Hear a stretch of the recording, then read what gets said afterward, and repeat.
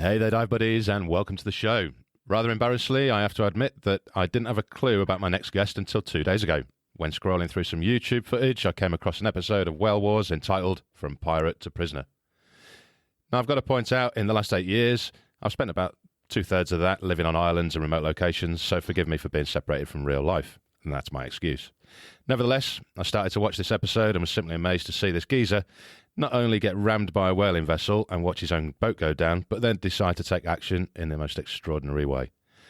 As soon as that episode finished, I messaged him, hoping to get him on the show, and here he is, 2 days later, talking to me. Pete Bethune, I take the greatest of pleasures in welcoming you to the show. How the devil are you, you crazy man? I'm doing all right, mate. It's good to be with you.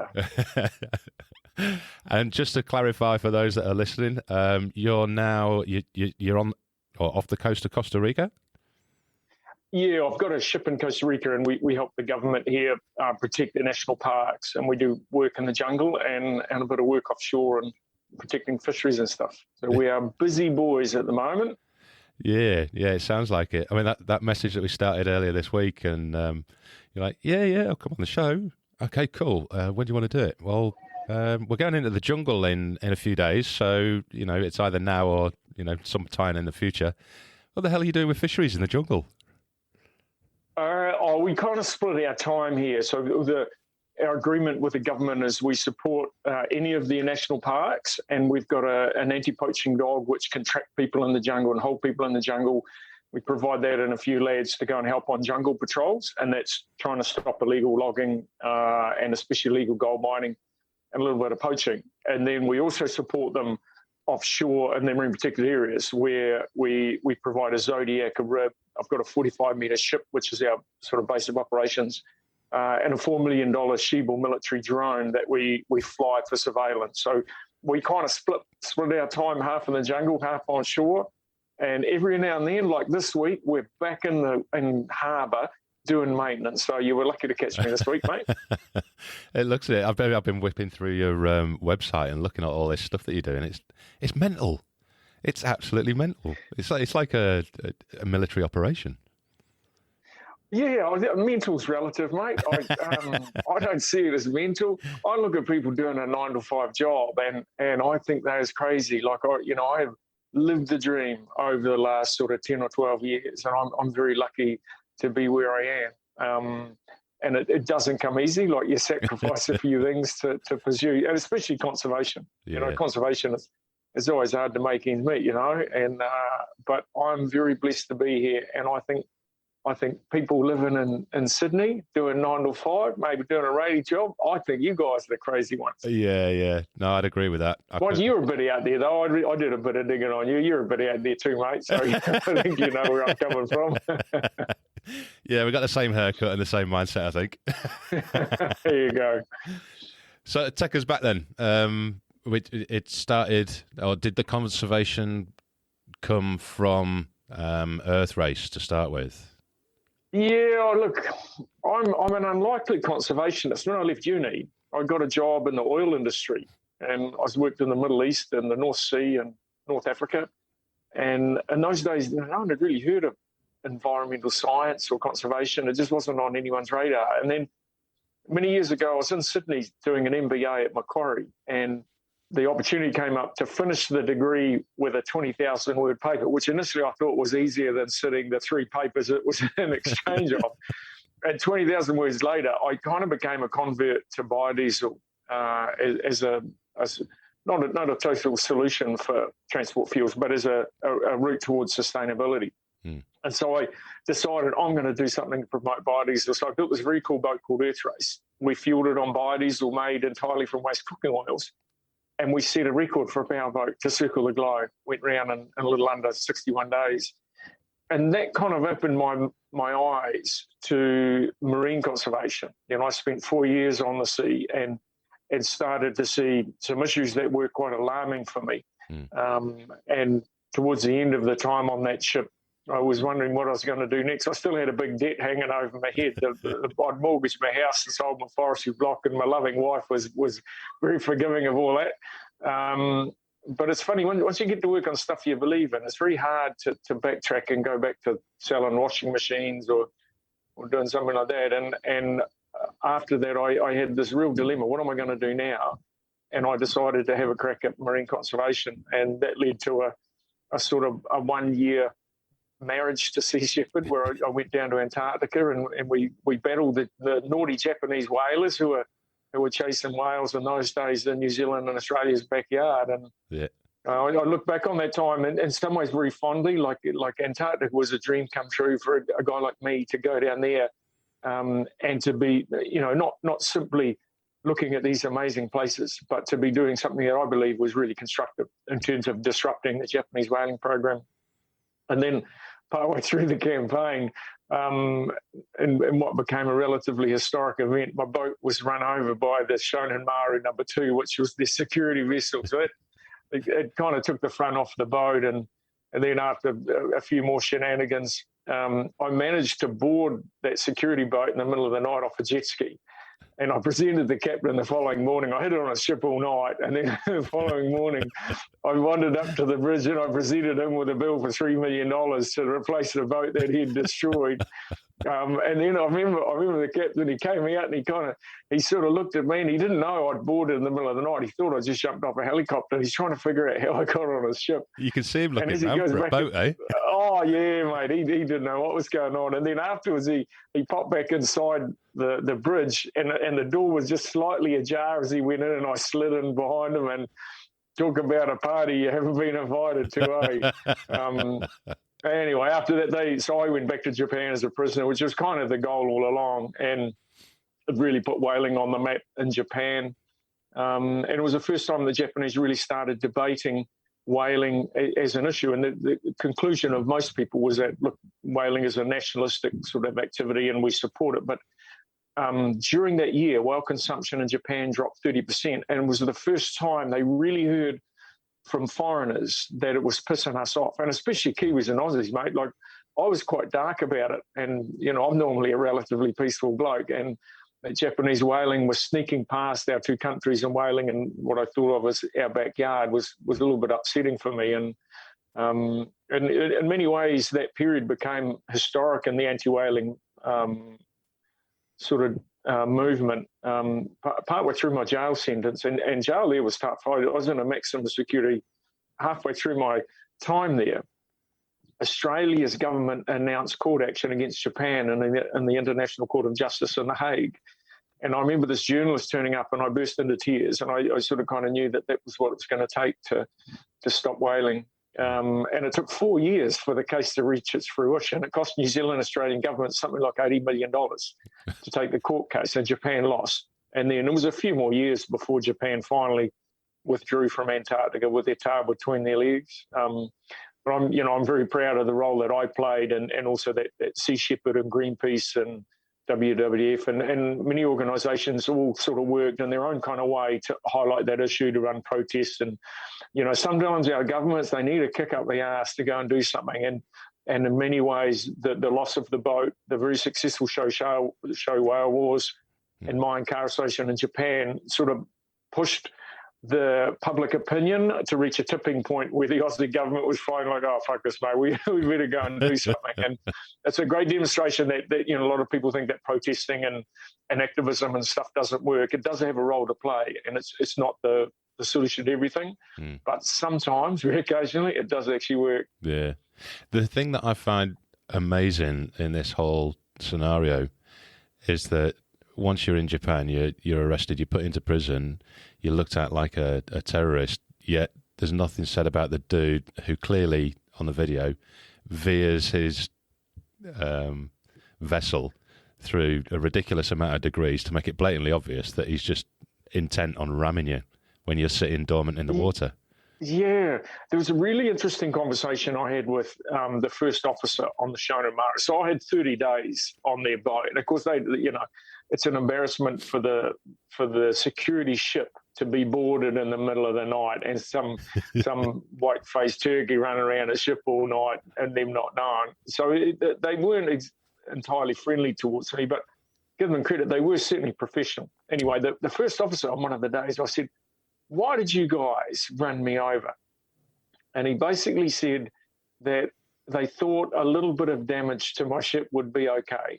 And in many ways, I think I don't think they really wanted to go destroying the ship. I think they wanted to do a small amount of damage. But down there, it was big swell, and the boat kind of rolled over these 3 successive swells.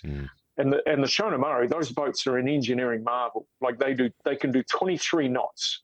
This is a 70-meter boat, and they can turn on a dime. They are truly feats of engineering. And I think the boat turned a little bit quicker than the captain might have been expecting. And in terms of maritime law, we're in the right. Like we're basically stationed. I think we were doing 3 or 4 knots underway just to maintain a heading, because we were low on fuel, having to wait to be refueled. And the Shona Mare was the overtaking vessel, and then as they kind of overtook us, they became the portside vessels. Under both scenarios, they had to give way.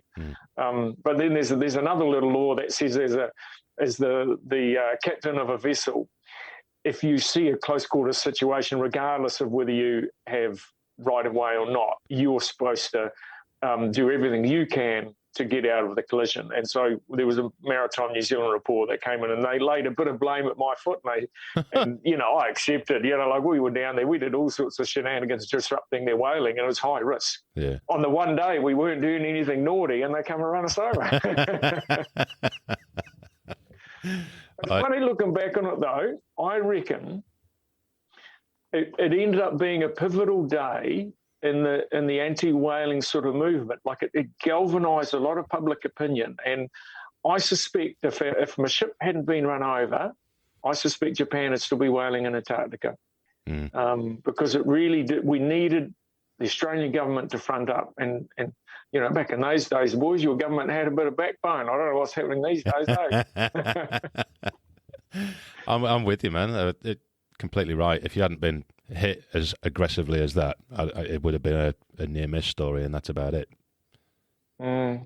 An interesting thing. I was listening to a podcast almost as auspicious as your one a while back, and the guy was sort of explaining that the general public only has a conscience for about 6 or 7 major issues, and historically that's the case. These days it's a lot more.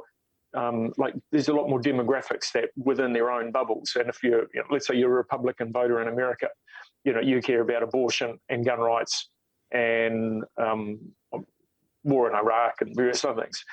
But what happens is they can be in the public consciousness for a period of time, and then they fade away. And you go back, there was the anti-Vietnam movement, for example. There was gay rights and women's rights and all of these things that come in the public consciousness. And in many ways, the anti-whaling movement took its chance, and that pushed the Aussies to take court action. New Zealand reluctantly joined in after that, and Japan lost the case. And I was blessed to be in the middle of that crazy circus. You must have had many moments of chuckling to yourself as well, eh? Yeah. Oh, yeah, indeed. So going on from once the success of getting you back home. And back with the family, how on earth did you then get away from the family again? Did the missus and the kids not just say, "Hold on a minute, Dad"? Interestingly, before I went to Antarctica, me and my missus split up. And I go back to my point earlier. When you get to work on stuff you really believe in, it's very hard to backtrack. And my ex-wife now, Sharon, she was an amazing lady. But things had kind of changed between us. And one of the good things that happened was it was a relatively amicable split up. And straight afterwards, I went to Antarctica. So I'm out of action, and Sharon ended up getting herself a boyfriend in the meantime. And so I did, what did I do? Three months in Antarctica and 5 months in prison. So it was 8 months before I saw her again. Very often you split with your partner, then you go back and have a sly one, and then you're back together or whatever. So I managed to avoid all that. And when I got back, Sharon was loved up with a new boyfriend, and it kind of, and that was a good thing. And after that, there's this dilemma: what am I going to do now? Like my boat was gone. And I was determined to remain involved in marine conservation, but as all conservationists will tell you, how you're going to fund your work. Yeah. And there's a few ways you can do it. Some people do it part-time, where they might have a professional job, and then they take 3 months a year and go and do something. Another way is you can get a job for an NGO where they pay you, like Greenpeace, for example. And another way is you you kind of create a niche for yourself. And that was what I tried to do, where, I wanted to carve out something that I was in control of. My relationship with Sea Shepherd wasn't always that great. Like I did a year with them, but Paul Watson and I didn't really see eye to eye on things. And so I wanted to just go and spread my wings a bit and see what I could do by myself, And I had this idea to do a television show to fund the work.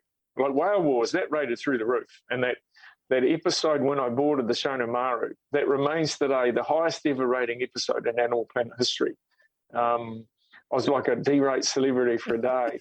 But I remember thinking about it, like, maybe I can do a TV show. And so I went out and there was a guy in New Zealand who I talked into giving me $500,000. He just won lotto.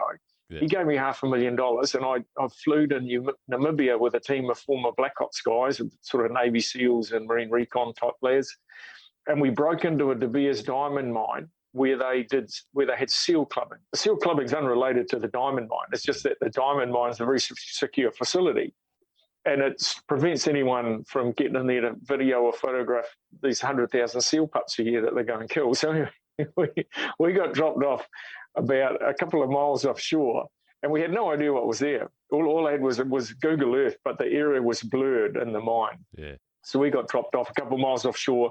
One of the largest great white shark hangouts in the world. Like, this place is the largest seal rookery in all of Africa. Yeah. And we're swimming through this thing in the middle of the night, dressed like seals. And we got to shore. I had a cameraman with me, actually. He was a South African guy. And we got ashore. We were shitting our pants swimming through that. Then we got caught up in this kelp and stuff.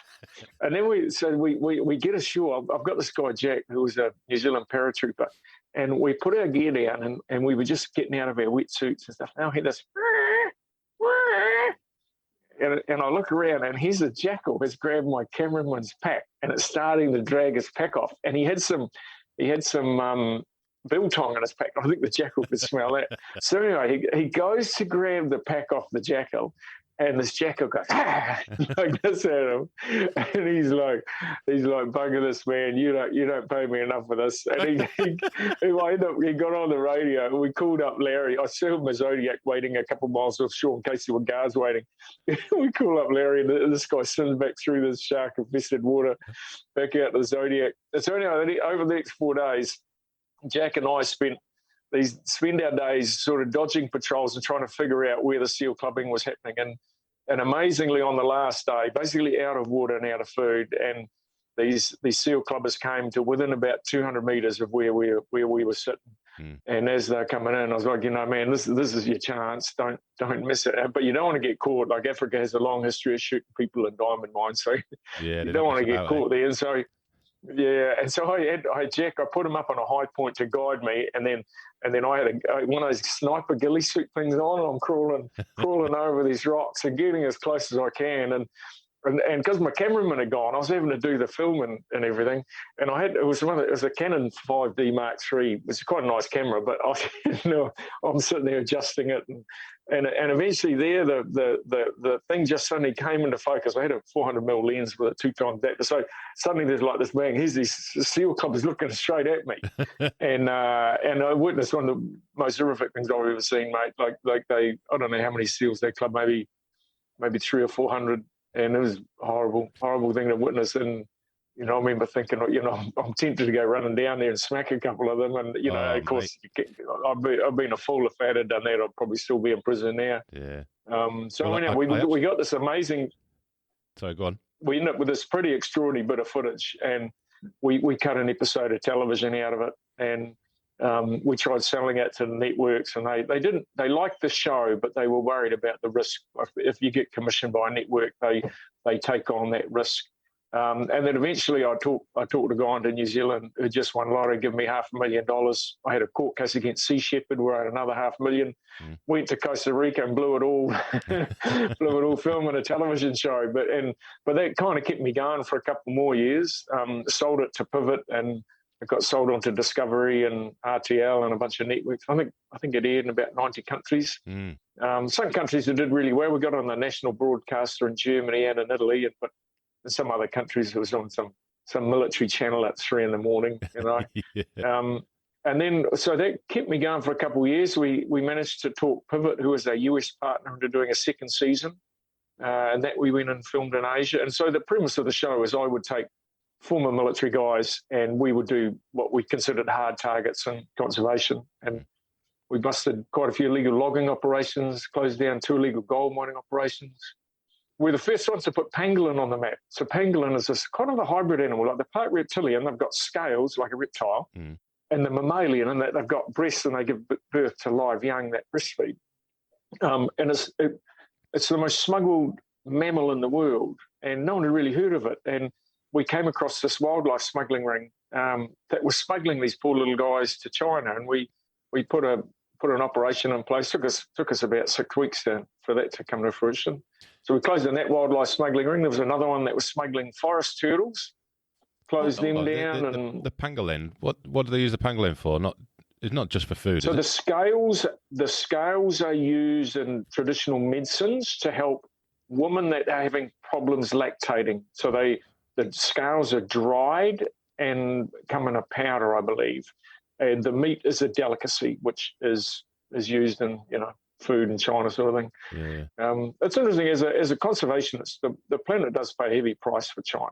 Like when I look at all of the missions, in total we filmed, I think, 18 different episodes, and of those, over half of them, the product that was being smuggled or taken legally was going back to China.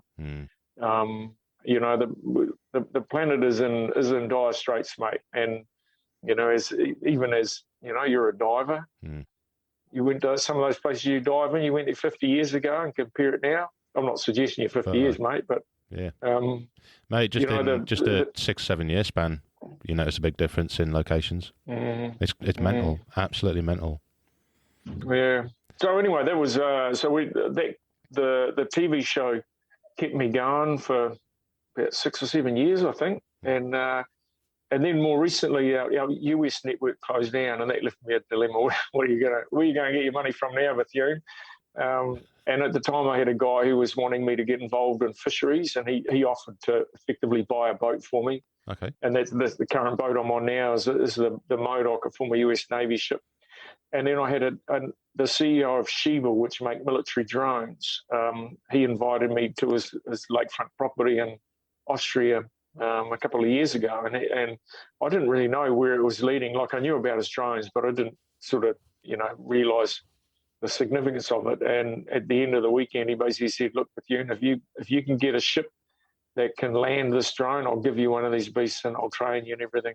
I saw that. That was a few years ago now, and I tell you, mate, this is a man's drone, eh? Like, it's a massive thing, isn't it? My engine, it weighs a couple hundred kilos as a full takeoff weight.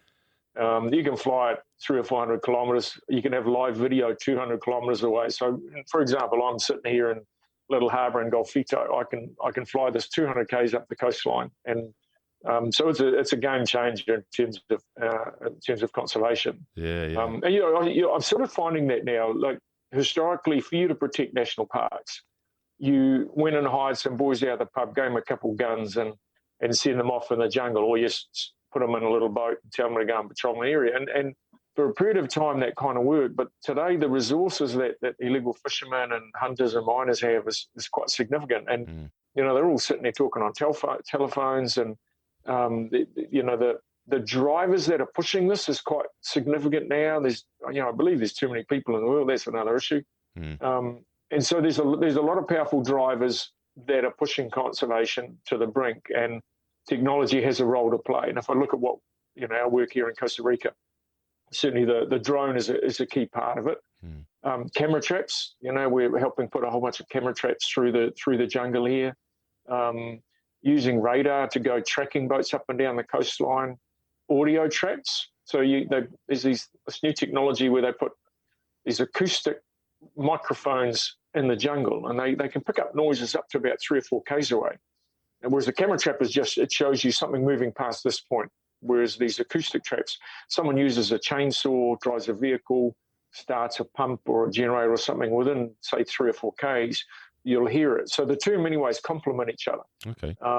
And certainly, drones can be a game changer in jungle ops and offshore. So you're seeing this transition at the moment in conservation from being largely focused on boots on the ground or men on the water to being technology first. And then the idea is you're guiding the rangers. So what we try and do here is we send the rangers out and we go with them when there's a target rather than just walking aimlessly around the jungle. We want to know there's someone in this part of the jungle and send a ranger team specifically there. And then things like we've got Upper, which is our anti-poaching dog. He's a Belgian Malinois. Holy cow, mate! These are the elite athletes of the dog world. So we got this only about 4 or 5 months ago. He's an unbelievable dog. He is a super athlete. Yeah, he's clever. He's got an amazing nose on him. Like his ability to sniff stuff out is quite extraordinary. And so he's been trained to track people in the jungle, and then more recently we're training him to hold people, and that's a whole can of worms once you start releasing a dog to go grabbing people. But a big problem we've had here in the past, especially illegal gold miners, often will come across an illegal mine operation and you might catch 1 or 2 guys, but often there's what we call a squirter, someone disappearing out the side. But if the miners see a dog, they're much more inclined to give up. Like a dog puts an element of question in a miner's mind. Like you're not going to outrun it. Yeah, you're less likely to pull a knife or a machete or even a gun, for example. And so things like that. We're trying to sort of empower the rangers here and make them smarter in the way they work and give them a better chance of success. And very, very lucky to be following this down this lonely track. So do you get a bit of difficulty within the teams at all? Because I mean, thinking back to the TV program and going on what you're doing now, there's obviously men who are military style men and testosterone up to the max, and then you add into it maybe personal emotion about the animals that you're protecting. Have you had any kind of issues with having to rein the guys in at all? Let me let you in on a secret. In fact, I've given up on. I haven't given up on them, but I don't really take the military guys anymore. There might be the odd guy who I have here, but it's more incidental. I don't need to be running around the jungle with guns. Yeah. The rangers are. Those guys are well equipped, and sometimes I've been involved in training them a little bit.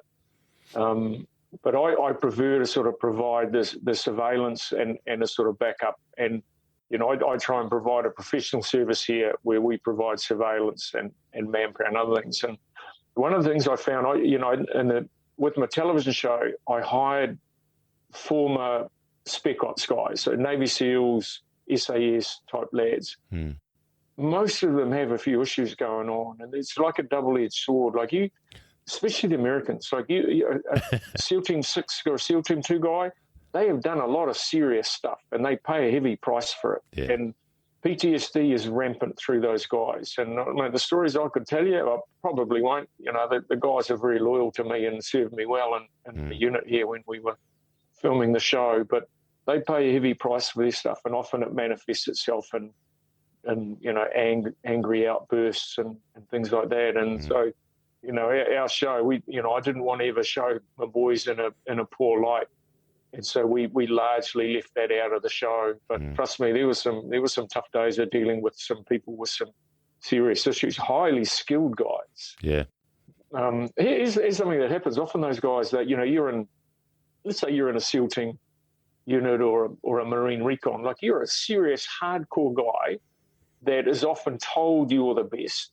You're indoctrinated into this unit, and there's a very strong team ethos in those teams.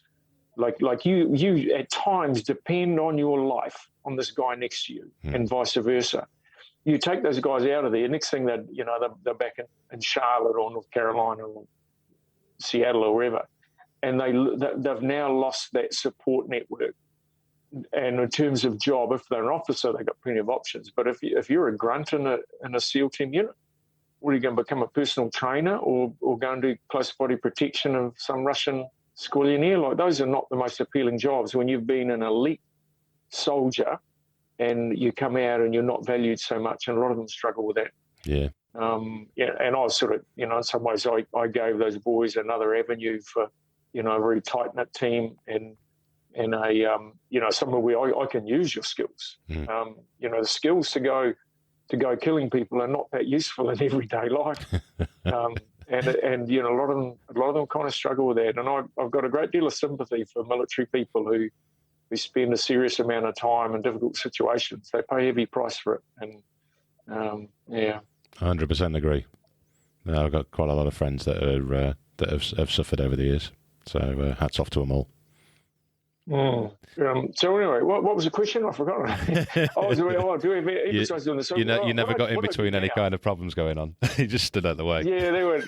I tell you, mate, one of the things I used to do was I'd always try and keep my lads super fit. And one of the things, for example, here in Costa Rica, where we work the rangers are like mountain goats, and especially the ones who've been doing it for years. Like they're wiry, and they're super fast up the hills. Like often you find big guys. I was embarrassed at times. A couple of my guys, big, muscly buffheads, shit in the jungle, useless in the jungle, and they're just carrying too much muscle around. And here's these little wee mountain goats just scaling up the side of these things. So anyway, I would always try and keep my boys super fit. And one of the avenues I had was I would sort of match them up for sort of. I had a couple of jiu-jitsu guys, and so we started training doing jiu-jitsu. So you weren't allowed to strike the other guy, but it was sort of wrestling, jiu-jitsu, judo, all that kind of carry on. And mate, you put a couple of boys for 10 minutes, and there's a couple of tap outs, and anyway, I mistakenly I had a couple of lads that weren't seeing eye to eye on a few things, and anyway, so I matched these two up. Let's just say it ended in a few tears. I regretted that. So after that, I kind of avoided that. I was a bit more careful who I went matching up against each other. So, but these days with our work in Costa Rica, I take volunteers from pretty much anywhere. So my volunteers pay to come here. They pay $3,000 to be here for 3 months.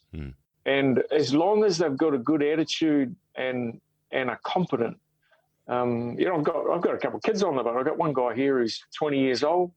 He's done a year of uni or whatever, and he decided to head out and do something. And normally they're useless to start with. Like, take someone who's 20, they don't have much in the way of skills, but I put them on here for a month. And as long as they're hardworking and they have what I call competence, I can normally get a lot of value out of them. And often they walk away quite different people. And the boat, you know, you're in the deep end here.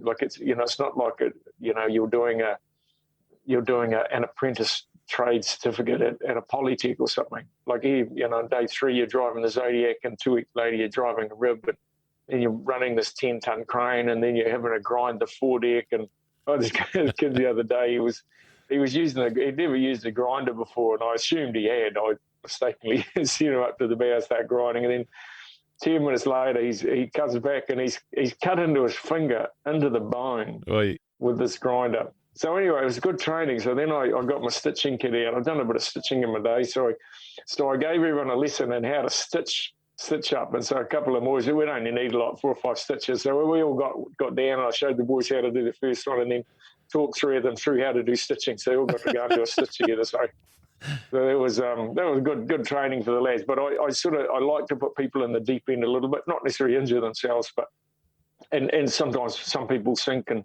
some swim really well. And you know, it's one of the great things about my gig now. I do get to change some people's lives, not all, and some walk away a little bit disappointed and disheartened. But I like the glint in young people's eyes who want to make the world a better place, and who don't mind being in a boat, getting beaten up all night, you know, bashing around out in some waves and getting soaked wet. You know, it's neat to see people evolve like that. And that's he's going to have that top point for the rest of his life. He's never going to forget it. Yeah, well, it's funny. I've been having volunteers for, man, I first started 2006. So was that 16 years, 15, 16 years. So I've been running volunteers for a long time. It took me a while to figure out how to get the best out of them. And there's an exchange that goes on. So here, volunteers, they might give me $3,000 to come here for 3 months. They walk away with hopefully some experiences they wouldn't otherwise get. Like we go to the remotest parts of the jungle here. We go, you know, heading out to Cocos Island shortly. We go to some of the world's most iconic places. So they get some experiences they wouldn't have otherwise.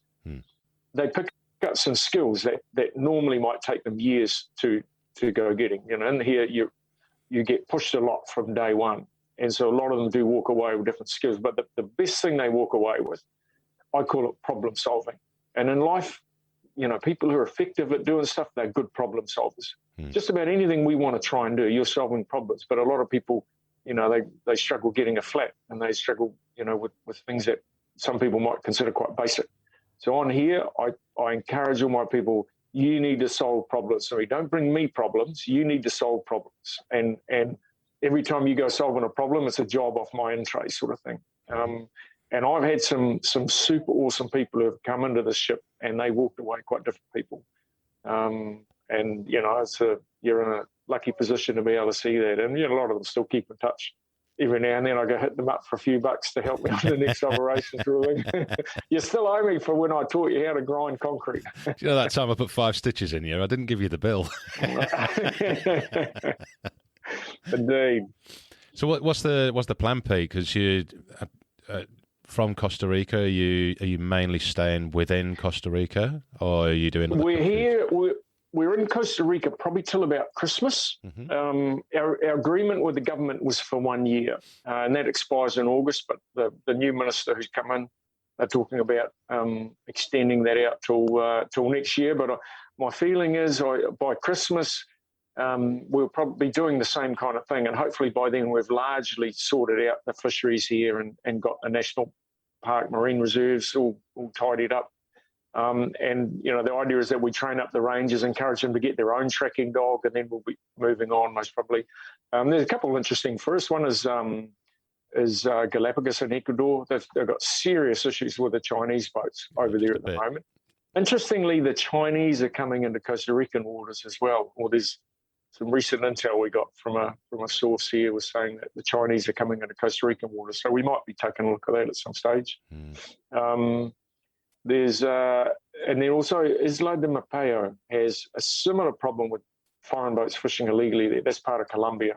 One of the top 10 dive sites in the world, I believe. Yeah. It's one of the great things about my gig. I have been, not sure to how many, but certainly at least half a dozen of the world's greatest dive sites over the years. And I'm not really a scuba diver. Like how many have I done? Maybe 400 or 500 in total. Half of them have been cleaning boat hulls. But I dive, for example, Minerva Reef. I've dived Palau, Cocos Island. Yeah. And I dived Chuk or Truck Lagoon. That was amazing. All the rest. And it's funny, you go and dive a few of those places. And so here in Costa Rica we went to dive Caño Island the other day, which on the mainland is the best dive site they have. When you've done Cocos Island, mate, Caño's, that's okay. I put all the dive gear on that. And just something I trained a few years back. We did a mission here. There was a problem with there were shark finning boats at the time. We got some intel about half a dozen boats that were supposedly shark finning illegally, and we tried getting into the port. This is in a port called Punta Arenas, which is a dodgy little town, mate. One of the dodgiest towns I've been in. I better watch what I say here because I'm in Costa Rica again. Is that Argentina? We went into Punta Arenas to try and put some turtle trackers up on the mastheads of these boats, and it was pretty well guarded, and there was dogs everywhere, and so in the end we couldn't get in by land. So I thought we'll sneak in by water. So we went in.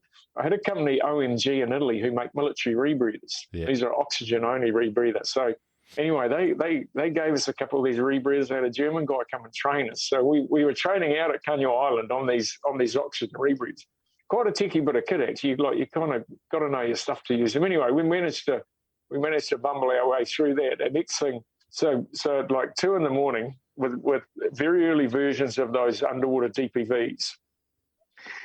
They are hard to use at night, I tell you. Like it's going in this water, pitch black water, like the water in Punta Arenas is very estuarine, there's lots of crocodiles. There's a mangrove sort of 2 or 3 k's upstream with big crocs in it. So I'm back shitting my pants with my mate going in on these DPVs, went underneath the wharf, climbed out of these rebreathers, and then we clambered up onto the 2 boats, which are the sort of on the outside. They would stack 2 or 3 of them wide on a given dock. So I'd pick the outside one and I'd climb up on top. And on one of the second one, there's this dog barking, like the dog could smell me, but he was on the wharf, and this dog barking away. And anyway, we got these 2 turtle trackers on there, right? So then we got back under the wharf, put these rebreathers on, snuck out of there. And so what we were doing, we were using this as a way to figure out where are these boats shark finning. So for the next couple of days, every couple of hours, I'd log onto the site, see where our supposedly turtles had gotten to. and I think it was on day 3, one left port at 6 a.m, the other one left next evening.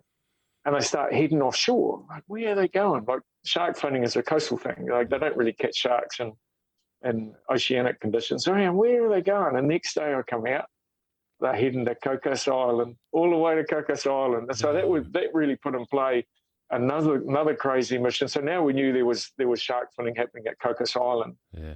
We went and got a permit to go there, and we didn't have really a suitable boat. The only boat I had was a 7-meter sea legs, which is these super boats. They've got 3 wheels. They got the front wheel comes back down and 2 on the bottom, and you can drive them up on the beach.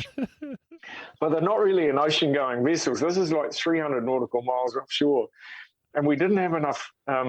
We couldn't fit all the fuel inside the boat. In fact, I started putting the fuel in the boat, then I could see when the boat was starting to get. If you put too much weight in a boat, you start to have issues of it sinking. So anyway, we managed to secure from Europe. We got flown. It cost us a huge amount, $5,000 to get this thing. It was a military fuel bladder that you could tow behind the boat. So anyway, we start towing this thing. We get halfway out to Cocos, and the fuel bladder gets the leak. So we pull it inside the boat, and we've lost a whole bunch of fuel. And so we have to start running this fuel that's got water in it. One of the engines blows up, right? So now things are starting to get a bit dire. We're still like 100. So we don't have enough fuel to go back to Costa Rica. We have enough maybe to carry on to Cocos Island. So anyway, we sort of carry on. So now I'm starting, my maths is starting to come. Every couple of hours I'm redoing my calculations on how much fuel I've got left. So we started this gig with, I think, something like 1,100 litres. We got to Cocos Island with 9 spare. Then it turned into a 72-hour voyage, and we all ended up with a horrible heat rash. It was quite cold, and we had wetsuits on. In fact, I had 2 wetsuits, and we were eating these MREs, these military meals ready to eat sort of thing. It's got a little salt sachet that you put in, generates heat, whatever. And every meal, I'd put this down between my 2 wetsuits to heat up on my chest. I had one of the guys on my crew was a celiac. He didn't know it at the time, but anyways, he was allergic to gluten. All of these MREs are packed with gluten. So this poor guy is crumbling in front of me. There was 5 of us on the boat, of which only myself and one other were capable of driving. The others ended up getting really sick. We got caught in, the second and third nights, both horrendous fronts coming through. And Cocos Island at night is always choppy, always choppy. It was a miserable voyage, mate. 72 hours. We limped into Cocos Island. I remember jumping off that boat and happy to be alive. And we spent a couple of days recovering.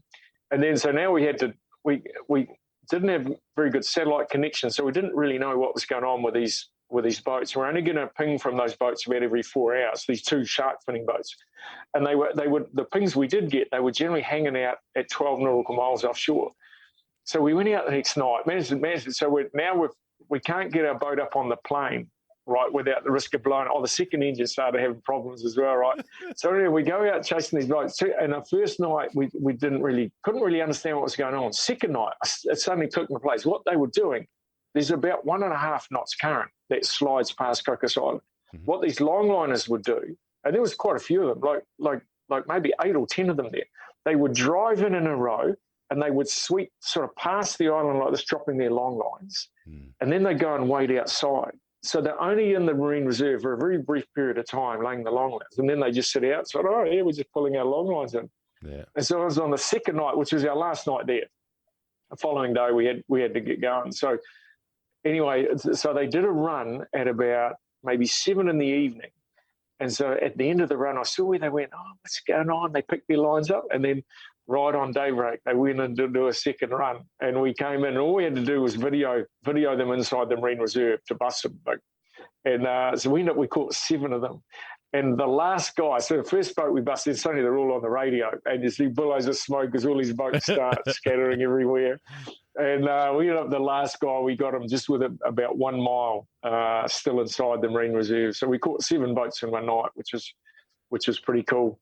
And that remains for me one of my most memorable missions. Like, it was really hard, and it it pushed what are pretty tough guys at almost to the edge of breaking point. And in the end, we managed to catch 7 boats. It was worth it in the end, eh? Yeah, and made a good episode of television.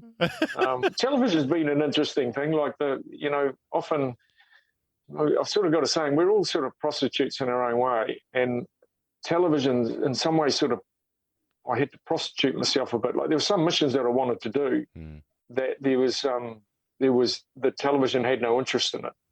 For television, they want a really strong arc or storyline. Yeah.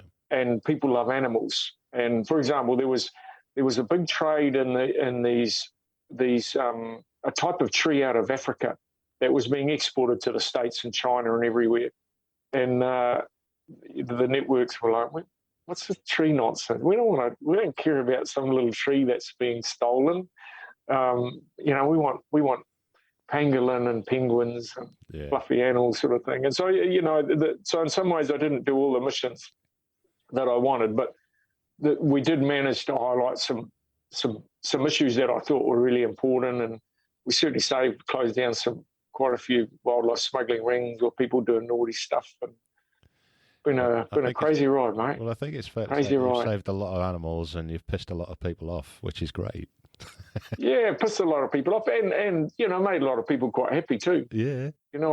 Sometimes in my gig it's easy to, I've had a few death threats and that over the years, and I had one guy, he was Australian actually. He was when me and Sea Shepherd, we kind of, Paul Watson and I didn't see eye to eye on a few things, and so when I split from Sea Shepherd, there was a bit of angst floating around. Yeah.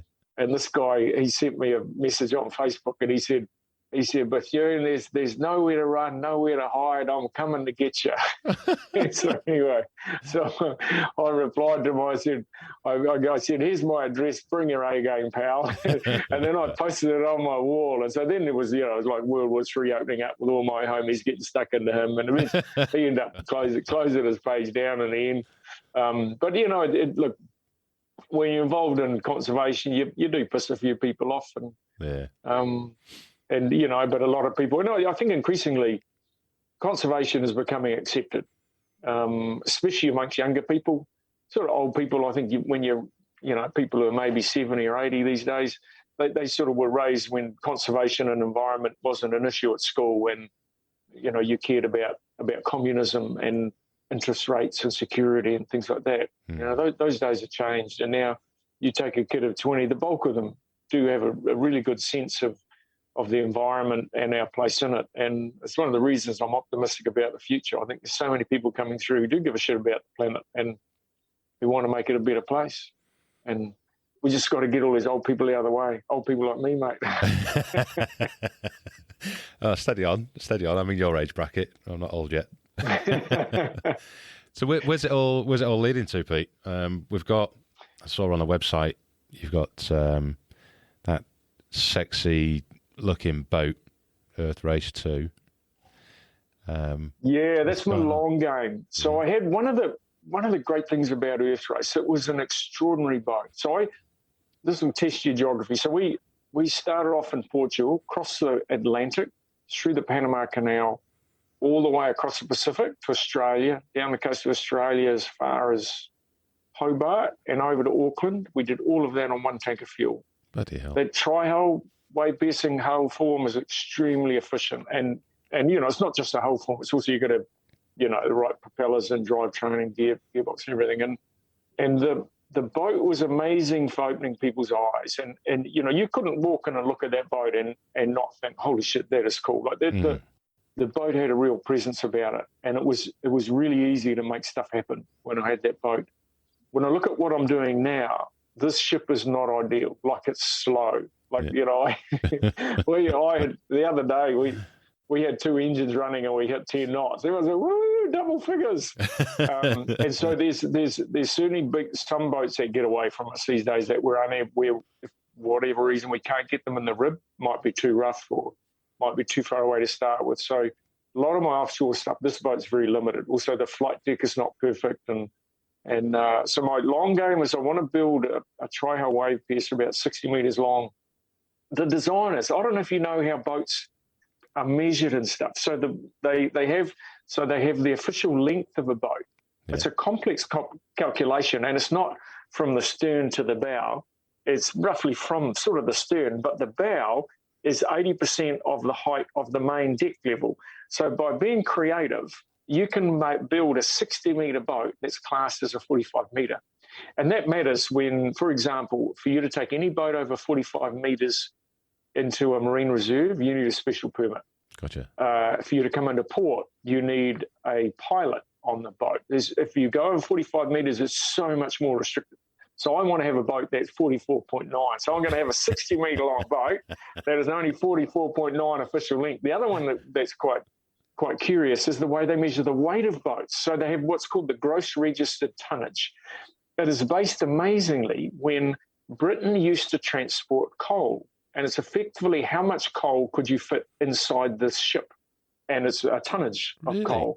But there's certain areas get excluded. So they exclude, for example, the engine room, and if a part of the ship has a removable section, it's classed as non-permanent. So a lot of boats, what they do is they go putting a section of wall that can be removed, and therefore that doesn't get counted in your gross tonnage. So the idea with this is you keep your boat under 500 gross registered tons. Anyway, this Earthrace 2 is going to be 44.9 registered length, 490 gross registered tons, and it is going to be an engineering marvel.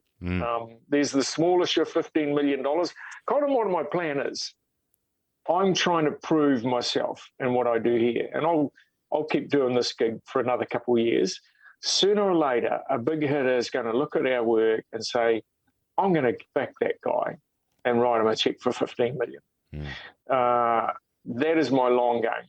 And that boat will keep me going until I retire. I'm going to pop back to New Zealand, get myself a little mobility scooter, soup it up a little bit. Come and join me, mate. Zip down the pub. A few years away yet, I think. Mate, I need a mobility. Retirement, mate. I couldn't think of anything worse than retiring, to be honest. Yeah. I need a mobility scooter. I might not go in the jungle so much. Look. On bloody crutches. I managed to. Oh my God! What happened to you? I managed to snap my hamstring in 2 places. 10 days ago? So in 2 places. How you must have been? What were you shagging the missus or something? No, unfortunately. Skateboarding. Skateboarding. There you go. Were you a skateboarder when you were a kid and you were sort of reliving your youth and you were trying to do an aerial lip slide or something, were you? I'd had a great couple of runs and I was literally just stepping off the board.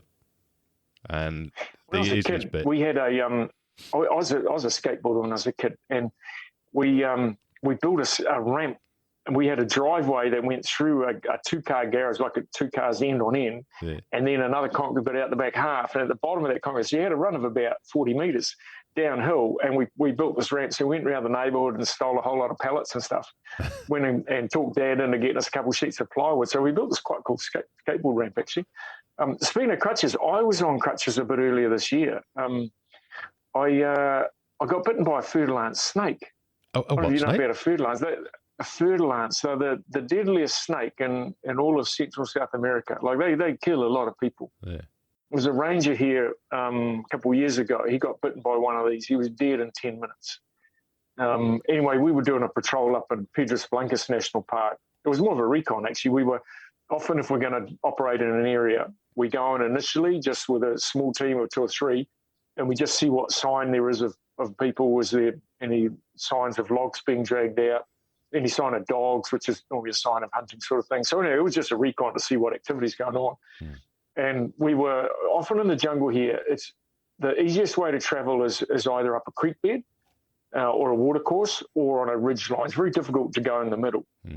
And anyway, we'd worked our way up this creek bed, and then it kind of got as far as we could go easily. So we were having to cross over to this ridge line, and we were just going over some leaf litter and stuff. And then next thing, I felt this bang in the back of my calf, and I thought someone had hit me initially. Like it was quite serious, like it hit me with a baton or something, and bang. And I sort of turned around, and here's this snake sort of rearing back. And the furred lance, I've seen about a dozen of these here. And when you see them, the rangers, they is all like, do not go near that guy. Yeah. And so I knew it was a furred lance. Honestly, I thought it was a dead man, eh? I thought it was a dead man. Like we had already been hiking for a couple of hours to get up to where we were. Uh-huh. And, you know, knowing about how many rangers and stuff have been killed with these things. And I remember saying to my boys, like, this could be my numbers up, eh? And it was a pretty tough day. And I had this Alvaro, the Spanish guy, he's an engineer. He put me over his shoulder and he starts hiking down. Next thing, he stumbles over and my leg was throbbing. So initially the pain was just around the bite, but every little bump, the leg started to really, really hurt. And eventually, after about 10 minutes of this getting beaten up, and I was burning so much energy clinging onto him, and I knew my chances of survival was one of the things is you want to burn as little energy as possible. And so, I said, put me down, mate. So he put me down, and I tried crawling on my belly. That didn't work so well. So I sat on my ass, and I sort of had my left leg out, and then I'd sort of use this leg, and I'd sort of shuffle on my ass down this creek bed. So that was the thing. We had two routes out. One was follow this ridge line all the way around, and that would have taken probably 4 or 5 hours. Or we go vertical down this damn creek bed. So anyway, it's a vertical it is, so anyway, I'm shooting down these slopes on my bum, and occasionally the boys having to catch me, and I send Alvaro ahead to go and get the Coast Guard to be waiting for me. And then after probably about an hour, I started to get heart palpitations, so my heart's going boom, boom, boom, boom, really, really fast. And then about half an hour later, it started to slow down, and all I wanted to do was sleep. And I remember I'd crawl maybe 50 metres, and then I'd sort of curl down and close my eyes for a minute. And one of my lads, Jack, he's like, "Come on, Pete, keep going, keep going." I'd be like, "Piss off, you wanker." Just super tired. Anyway, eventually they got me down to the flat on the bottom, and Alvaro managed to come back with a couple Coast Guard, and so they took turns carrying me on their shoulders on the flat where it was okay. And I remember they laid me down on this gravel on the water's edge where the Coast Guard boat was going to pick me up, and I remember just I'm going to sleep. And thereafter, I don't remember much more of that day. I do remember getting into the hospital, and then kind of the next few days were a morphine-induced blur sort of thing. And on day 3, I remember waking up and looking at my leg. And so I've got one leg like this, skinny little leg, and this other one, it's like this. And crazily, I look at it and say, "Oh, look at that. That's a muscly looking leg, isn't it?" I didn't realise this thing. I was close to losing my leg. Like they were about to transfer me to another hospital. So what they do with a snake bite. So this may be interesting for some of your listeners, I don't know. So the antidote, the way they make antidote is they inject horses with a small amount of venom, and the horse goes generating something in its immune system that it uses to go attacking the venom. So you get this complex concoction of stuff out of a horse that is being injected in you. You're also being given antibiotics, and you're being given high amounts of painkiller. And there's a lot of pain from this, mate, trust me on that. Yeah. And so what happens is your liver and kidneys start to get overloaded.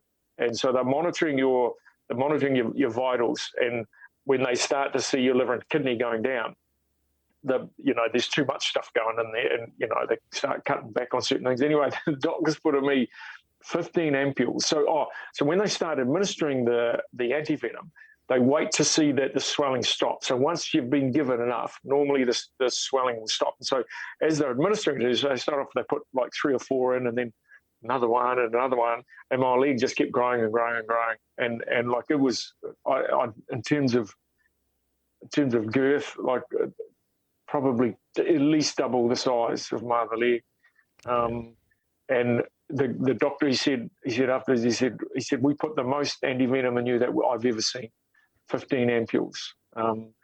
And then what happens is then they had to cut back on the antibiotics. Because my liver and kidney were starting to fail, and then I ended up problems with my bladder, and it's all getting awfully complicated. And the leg got so big they were gonna send me off to Ciudad Nelly, which is another hospital, where they were going to basically open the leg up. So it was so swollen that the blood flow was getting all restricted, and they worry that you're going to lose the leg. But once they start opening up your leg to relieve the pressure, like there's serious stuff now. Anyway, so I'm oblivious to this. I'm in this morphine-induced stupor, and I was like, oh, look at that big leg. And then like, yeah, we're thinking of taking you to another hospital to operate on the leg. Oh, there's some good scars out of that, won't I? And it wasn't until a few days later when they took me off the morphine and put me on tramadol. And then I started to realise what a serious mess I was in. Yeah. How far had the swelling gone then? So you got the bite on the calf. Was it the whole leg that was swollen? Got up to my groin, basically. Bloody hell. There was another side effect of the antivenom. My cock and balls went black, big and black. Quite disconcerting. Actually, and I called the doctor. I said, is this normal?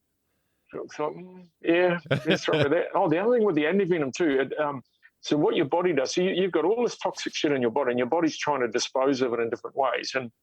And your liver and kidneys are starting to struggle.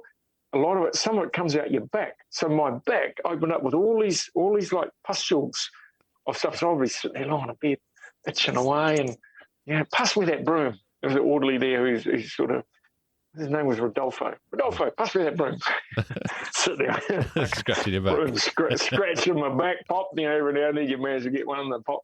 But it was a sanitary lesson for me, mate. Like, I've kind of looked death in the eye a couple of times, but the snake bite was a very close call. Here's something a bit curious. I remember when I first got bitten, I thought I was a dead man. Yeah. And I remember thinking, I'm actually okay with it. Like I've lived the dream. I've done so much stuff in the last 10 or 12 years of my life. I've packed so much action and life and goodness and wonderful people and adventures into these 10 or 15 years. And if that was my last day, I would have been okay with it. And I'm thankful it's not. I'm happy to still be alive and featuring on your show.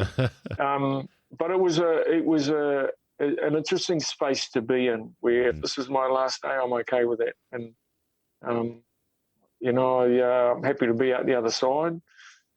My daughter afterwards, she said, Dad, you're like a cat with 9 lives, but the snake's worth 2. You need to be careful. She wrote a very poignant letter. So my daughter has amazing command of language. Like I've had 2 published books. My daughter at 15, her command of English was better than mine. And she wrote an article that got published in the New Zealand Herald and a few other publications picked up. And she basically said what it's like having Pete Bethune as my dad. And there was a few things she alluded to. One was, for example, I don't have a house. I don't have a car. I don't sort of subscribe to the way a lot of people live, where you get married, have 2 kids, get a job, save up for your retirement, do a cruise once a year. That doesn't interest me in the slightest. But it's the norm that society has. And when I was in prison in Japan, I remember worrying about the optics for my daughter, seeing, they paraded me around like a common criminal. Yeah. And being held in a maximum security prison, and media was often a little bit unfair. Like they sort of painted me up as this extreme crackpot. Like, I thought I was one of the good guys in what I was doing and trying to save whales. Anyway, Danny, she says in this thing how she got hassled at school about when I got out of prison, that got hassled about me being a deadbeat dad and not having a house or not having a car sort of thing. But she went on to say that, I'm the lucky one. People who really get to work on stuff they truly believe in, they are the lucky ones, because most people are not in that position. And, I think she sort of conceded that in the early days she was embarrassed to have me as her dad. But now quite proud. I'm not surprised, mate. I'm not surprised at all. You've done some amazing stuff. Being a lucky lad, mate. Very lucky. You have, yeah. Ironically, one of my sayings that I've lived by for years is JFDI. Just fucking do it, and it runs much akin to what you're talking about there. Because materialistic things, I don't give a shit about anymore. I used to, not anymore. and being able to. I was in that trap. Yeah. Yeah, I worked in the oil industry. I made a shit ton of money. I imported a Porsche 911 back to New Zealand, and I sort of had all the trappings. I mean, one time I spent $30,000 on a weekend ski trip with my brother in Switzerland. How much? And 30 grand. Shit. 30 grand US dollars, big fat US dollars. I was earning truckloads. I was earning $250,000 US a year. Keep in mind, that's 30 years ago. Probably equivalent of a mil these days. Yeah. So we were the highest paid guys on an oil rig.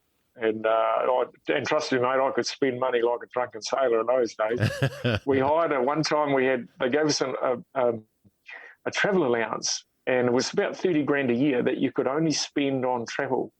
And so one time our year was about up, and I had all this money that I might as well spend it. So we hired a Lamborghini Countach in London, and me and my homie driving around London in this Countach and turning up at flash nightclubs and stuff. We're a pair of wankers, mate, looking back at it. They're a pair of right tosses. Yeah. Anyway, I sort of, given up on those days, thankfully. Yeah.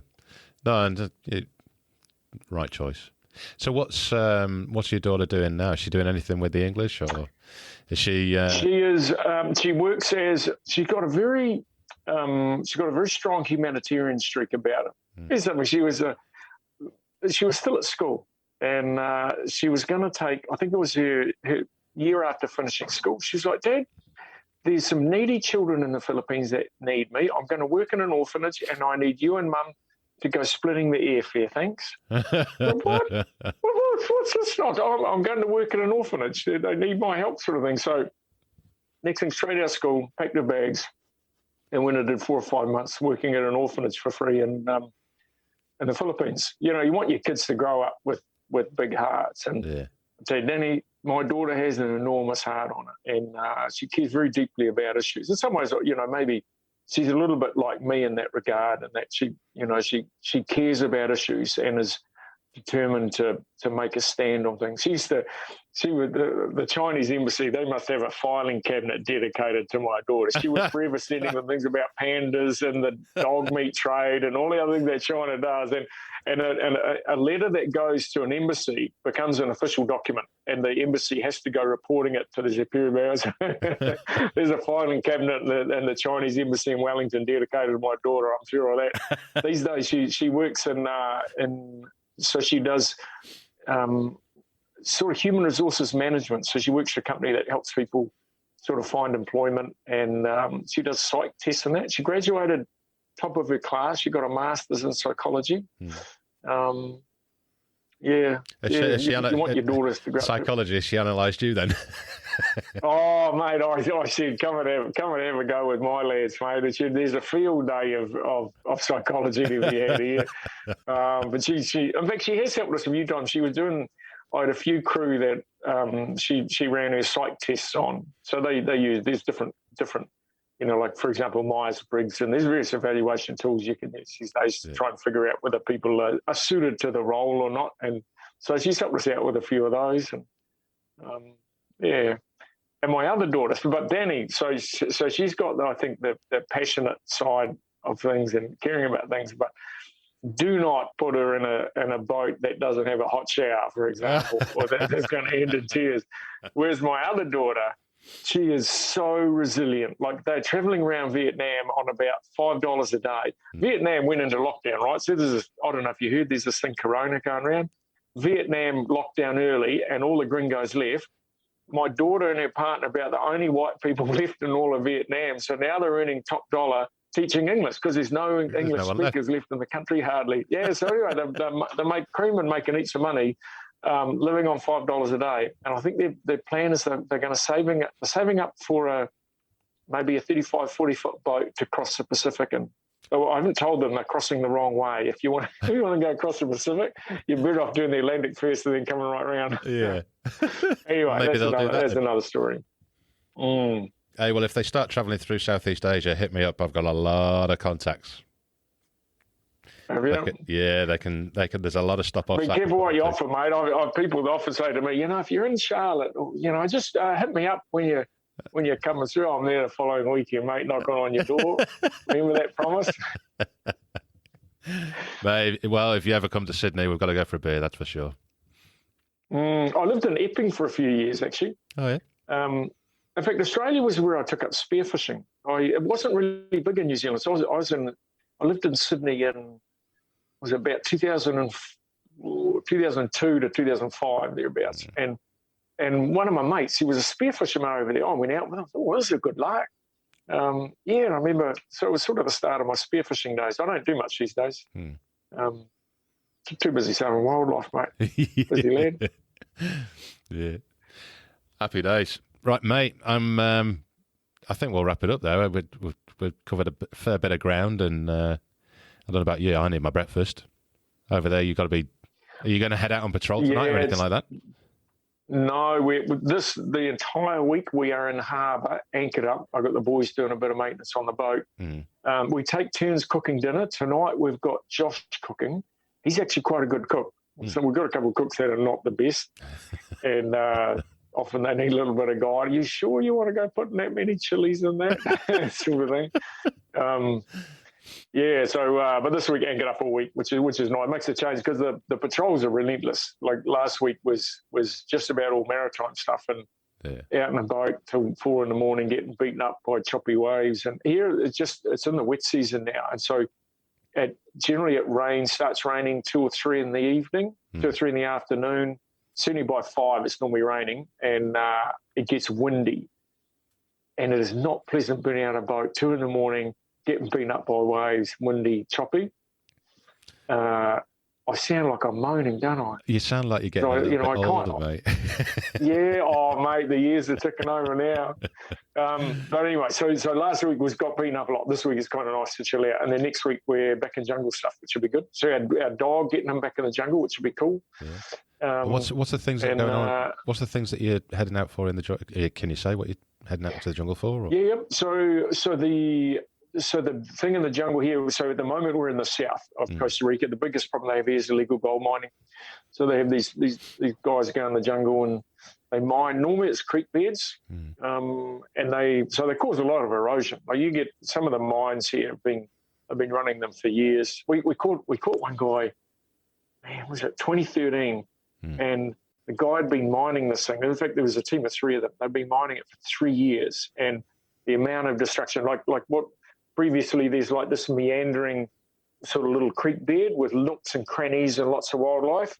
That was all gone, and all that was left now was just this straight sort of tunnel going down, and all the rocks had been piled up on the side. All the trees were gone around the outside. So where previously there was all these trees hanging over, it's all gone.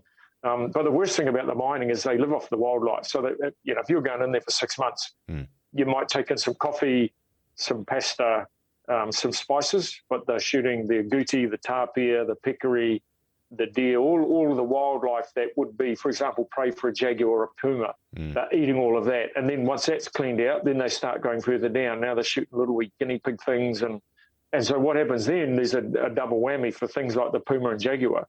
They start preying on smaller things. They start preying on birds and other wildlife that normally they would sort of target. And you get in an area that's had a lot of illegal mining, like there's nothing left. You know, there might be a couple of snakes on the ground is about it. Even monkeys gone, monkeys. And so it's a serious problem, especially in Corcovado.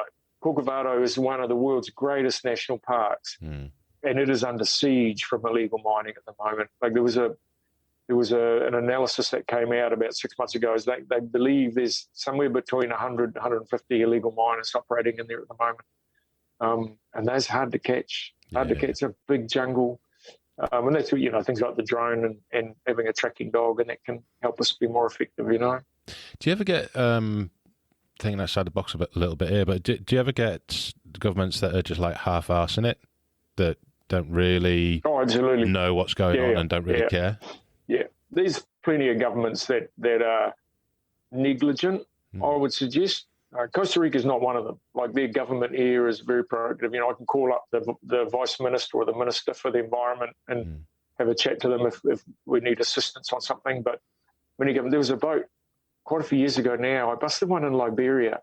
It was a Chinese boat that had been fishing there illegally, and we brought it into port. It was a very difficult takedown. Like Chinese are quite difficult to go catching in the first place. You try and board their boat and they're smacking you, And anyway, so we brought this boat in. Following day, it was gone. And they bribed the port captain. Port captain let them go. Bloody hell. Like, why did I spend the last 3 months here trying to help you guys? Yeah. And there's plenty of governments like that. Often there's corruption. Sometimes when we've done patrols, I've been convinced that word has gotten out to the people we might be targeting. And, sometimes the corruption might be at a very senior level. Sometimes it might be very low where, one of the people you're going in with, talks to someone, and next thing the poachers know you're going in, sort of thing. So it's part of the game, and operational security is something we spend a bit of time thinking about. But when you're dependent on a government department and that, you're limited in how much scope you can have. That's where having the ship has been good. For example, last week when we were doing maritime patrols up in Gulf of Dulce, I have the ranges on my ship. We put the boat so it's out of cell phone range, and we have a much greater control over things than if we're traveling by car and people see the range of vehicle. And on land, it's often tricky with informants. In fact, we filmed an informant a while ago. We had a German film crew here that were following us around, and we were working our way up this road, and one of the rangers, he says, "Oh, that's an informant." So we did a U-turn, went back, and we didn't let him know. We weren't in a ranger vehicle. We just hired a local car. So we jumped out. Hey, what do you do? Blah, blah, blah. Started talking to this guy. And he talked quite a lot, actually, until we started talking about illegal gold mining, and then suddenly gets on a little motorbike and headed off. Yeah. But the maritime stuff, it can be a little bit easier like that. And, we're on our own ship, and we can move around. We've got a Zodiac Mill Pro, awesome little boat. I don't know if you know much about Zodiacs, but we got given this by Zodiac I got given this in 2011. I used it in the Namibia mission. We got inserted in the diamond mine. Yeah. I saw you guys slipping into the water offshore. Yeah, there's one. So I've had that since 2011, and it is still going. I got a cheap knockoff for 530. So my Zodiac's 4.7 meters. Yeah. And I bought a 5.3 meter cheap knockoff made in the States. It lasted about 6 months and fell to bits. And yet my 470 is still going. Yeah. We've had to do a little bit of work on it over the years. We just got the keels. I just got them recovered a short time ago, and I've got 2 valves to replace. But they're an amazing little boat. Probably my favourite boat at the moment. And that thing is low profile. Oh, we busted a boat the other day. That's right. When we're doing the offshore stuff, we anchored up at Kanyu Island, and we were just chilling out in the afternoon. Like, normally illegal fishing happens at night. It's rare that you get anyone in the day, right? And we were just sitting there. One of my crews comes down. He said, "Pete, I think these guys are fishing over here." And so we're about a mile from this place called Diablo or Devil's Rock. And so we sort of get the bite. I said, he could be. He definitely had outriggers for fishing, but he was stationary. But I was pretty sure he was stuck over this Devil's Rock, which is quite amazing for fish. And we went there a while ago. We went diving. We saw a whale shark, and sometimes they have manta rays there. So anyway, we get our little wee drone. We fly this out. Sure enough, here the guy's sitting there with some jigs, and he's catching fish. So we got on the Zodiac. And the Zodiac, because it's low, you can get really close. I've only got a little wee 40 horse on it, so it's quite covert, and you can often sneak up on these guys. Yeah. And then by the time these guys realised there we were, and there was a bit of chop as well, so we were buried in the chop, mostly keeping our heads down. As we pulled up on this guy, suddenly he starts his motor, and a big billow of smoke as he heads off, but we had enough speed. We couldn't have kept up with him if he really got going, because it was super choppy, but we got close enough that managed to clamber aboard. And he comes down. He was this fat cat American, $1 million boat. It was 65 feet long, like a big boat.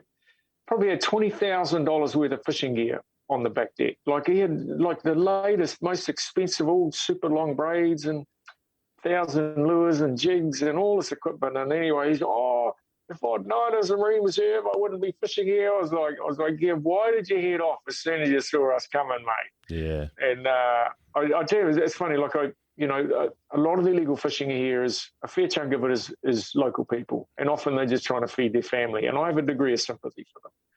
But you come down here in $1 million boat and you start, fishing in a marine reserve. I've got a serious problem with that. Yeah.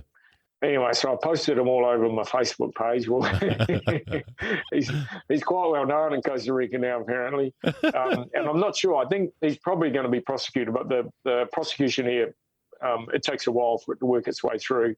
So I'm not sure what's going to happen to him over there. But anyway. Right, mate. Time for brekkie, I think. Thank you so much for coming on the show, and I know it's short notice and you're heading off out to do all the good stuff that you do. Keep doing what you're doing, and I do hope that people who are listening to this get onto your website, have a look through it all, and I bet anyone out there to watch your 17-minute Auckland TEDx presentation without getting a choke in the throat and a tear in the eye. Good on you, mate. Yeah, thanks, mate. It's funny with that TED talk, the ducks just lined up, mate. Like, I got knifed in Brazil, and a couple of days later I'm giving a TED talk, and I remember leading up to it, I was kind of cried out. Like, I rehearsed it so many times, and then I got cold feet and I didn't want to go and do it. And when I walked out, I was worried that the way I'd sort of written it, like TED Talks, you've got to write, it's scripted. You're not allowed to just get up and freeform it. And I was they'd given me the last slot of the TEDx, given that I'd only just arrived back and I needed time to prepare it. And I was worried I was going to muff it, but I got up on the stage and my two girls were right in the front row and just nailed it. Like the best talk I'll ever give, Oh, yeah. And just the fact that so soon after being knifed and having just sort of got back in the country and everything was still very raw and visceral for me. And very proud of that talk. Yeah.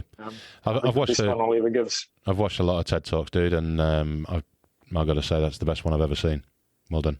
Oh, thanks, man. Yeah, appreciate it. Yeah. To any of the listeners there'll be the odd one out there that says they want to come and help. There's a couple of things they can do. Is we do take volunteers. Mm-hmm. How do they get in touch with you? And the best, just track me down on Facebook or go to the website. My email and WhatsApp and everything is all over there. So I'm easy to track down, mate. On Facebook, on Instagram, on Twitter, send me a message, any of those, and I'll get it. So we certainly take volunteers. They may even like to donate, go and chip in on one of the projects, and care about the planet. Care about this lovely planet we've been blessed with. Yeah, I wholeheartedly agree. And I'll chuck into the mix there as well that, Scuba Goat has created a network group on Facebook, and it's to maintain a connection between the listeners and the guests that come on the show. Pete's going to be jumping in on that, and when he's not in the jungle or swinging from trees or playing commando across the water, then I'm sure there'll be some posts going on in there, and you can get in touch with him through that as well. Sounds good, mate. I appreciate you having us on the show too. It's been an absolute pleasure. My pleasure indeed. Dude, let's talk again. And thank you so much for everything. Anytime. All right. Travel safe. Take it easy, brother. See you, mate. Bye, everybody.